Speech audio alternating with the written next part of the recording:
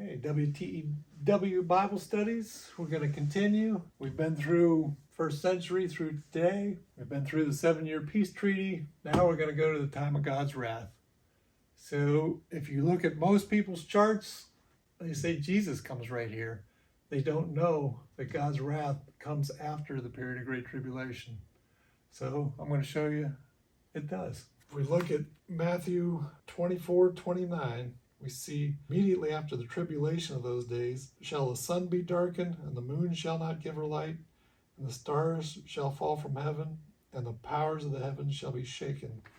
So immediately after the Great Tribulation, the sky departs. So now we're in a separate time. Let's look at the next verse. And then shall appear the sign of the Son of Man in heaven. So a lot of questions about what the sign of the Son of Man in heaven is. If we go back to Jonah, Jesus said no sign's gonna be given to that generation except for the sign of Jonah. Jonah was 3 days and 3 nights in the belly of the fish. So Jesus was 3 days and 3 nights in the belly of the fish. The difference here is after that 3 days and 3 nights, Jonah never went up into heaven. Only Jesus did that in the history of the whole world. So the sign of Jesus is that he's dead, he rises from the dead, and then he ascends into heaven. So that is what is going to happen. We see that when the sky departs, we're going to see 144,000 in heaven rising up. So who are those 144,000? Let's go back. They became Christians in story 2.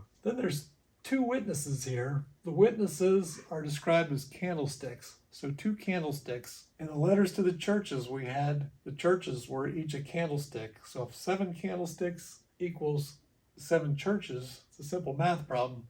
2 candlesticks equals 2 churches. So Israel was split between the north and the south, Israel and Judah, they called it.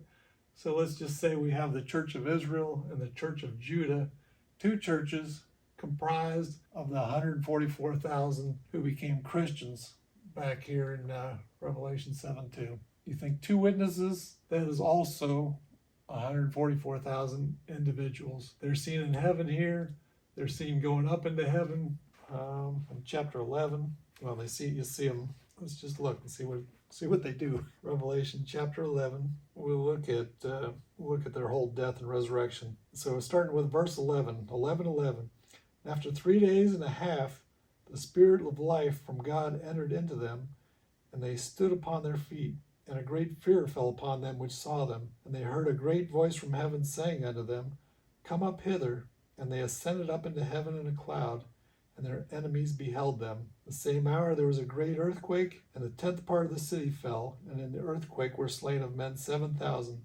The remnant were affrighted, and gave glory to the God of heaven. So they went up, the sky departs, they're seen in heaven. Silence during this time. There's no singing. We'll get into that later. That's a little more involved to explain right here. Heaven's open.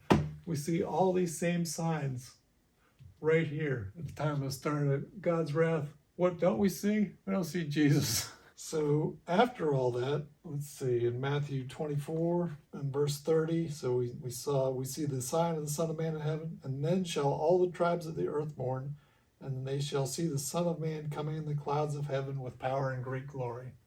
So again, everybody's going to see Jesus when he comes. We saw here earlier in one of the videos that in all of these, this is the time when Jesus comes. We see this is the last day of God's wrath, the great day. We see, we don't see Jesus at all here.